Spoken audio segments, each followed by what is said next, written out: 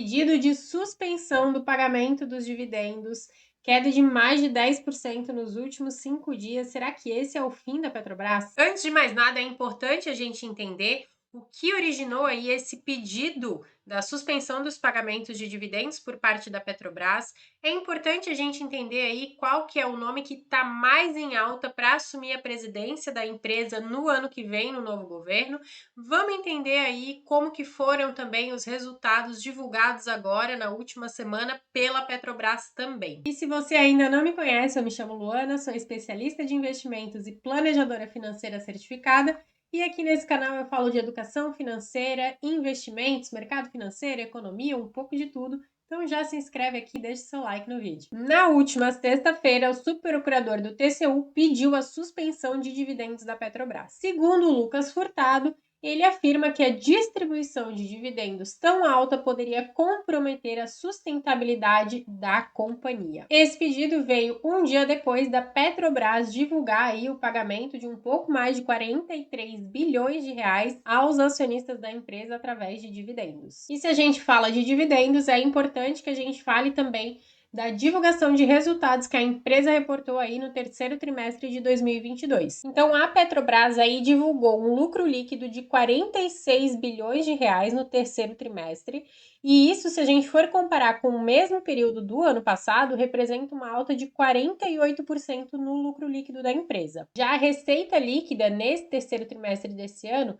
cresceu quase 40% quando comparado com o mesmo período do ano passado. Então, o resultado aí da receita líquida foi de 170,1 bilhões. E a China recebeu 29% das exportações de petróleo da empresa nesse terceiro trimestre. E de onde vêm esses bons resultados aí da empresa? Segundo o Rodrigo Alves, que é o diretor financeiro da Petrobras e também responsável pela parte de relação com os investidores, o resultado reflete tanto a variação na cotação do preço do barril de petróleo quanto do próprio financeiro da Petrobras. E ele ainda afirmou mais uma coisa. Ele disse que é impossível da empresa ser bem-sucedida se ela se desviar da lógica de preços de mercado. Então aí a gente já tem um ponto de alerta que eu vou falar mais para frente nesse vídeo, que é em relação aí aos preços praticados pela Petrobras. Mas vamos entender aí qual foi o pedido da suspensão de dividendos pela Petrobras. Vamos dar uma olhadinha aqui. Temos aqui então a notícia sobre a solicitação de suspensão de dividendos da Petrobras.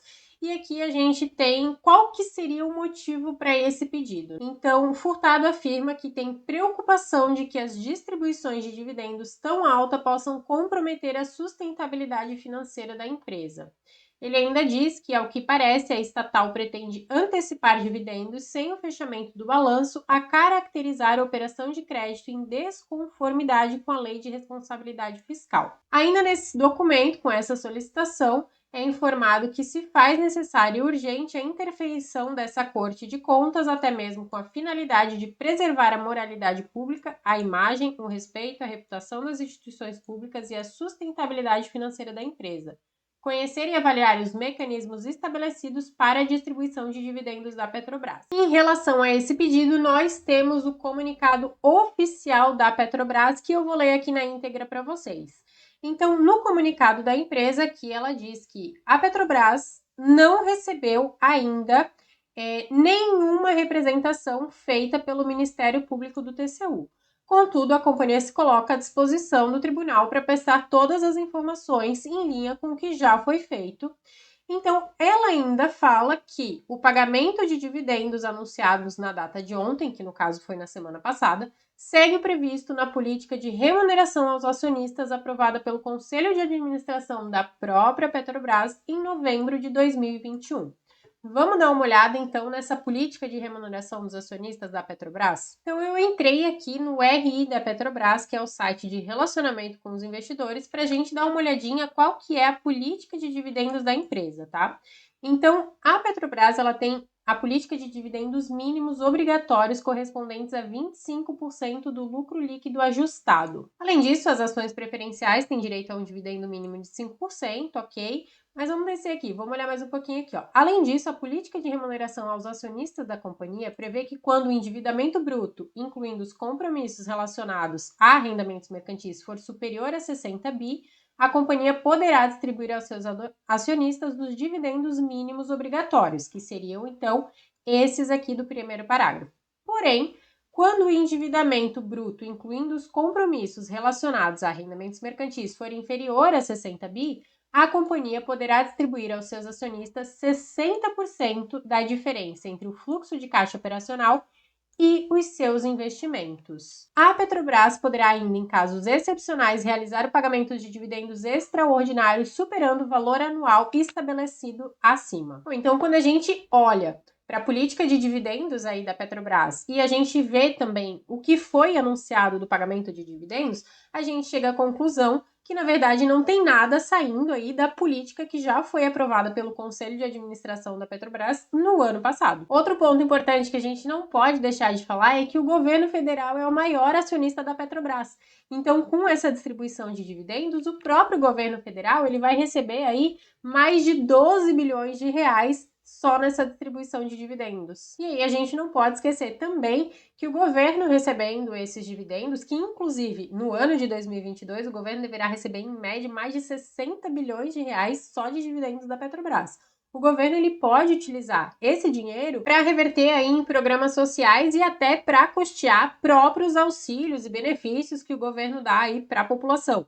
Então, sim, esses dividendos eles podem ser revertidos em programas sociais em prol da sociedade. Então, vamos agora falar sobre o nome mais cotado, né? O nome que está mais em alta para assumir a presidência da Petrobras no ano que vem, na próxima gestão aí, no próximo governo. O nome mais cotado, então, é do senador do PT, Jean Prates. Esse senador que está cotado aí a assumir a presidência da Petrobras, ele tem experiência no setor de energia, óleo e gás.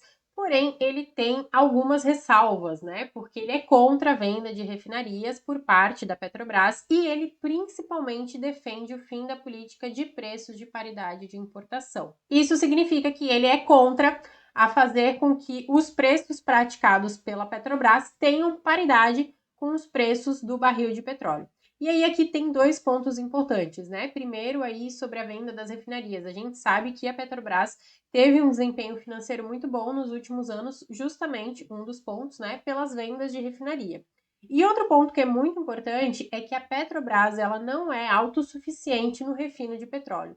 Então é normal que na negociação aí, em toda a cadeia produtiva da Petrobras, né, na extração de petróleo, na venda, na comercialização, durante esse processo é utilizado sim a cotação do barril de petróleo para negociação com outros países.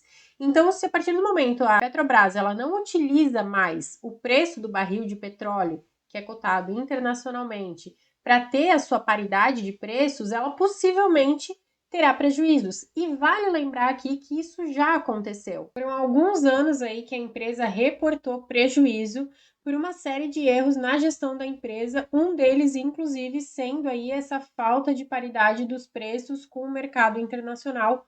Outros pontos também sobre o congelamento de preços da gasolina, enfim.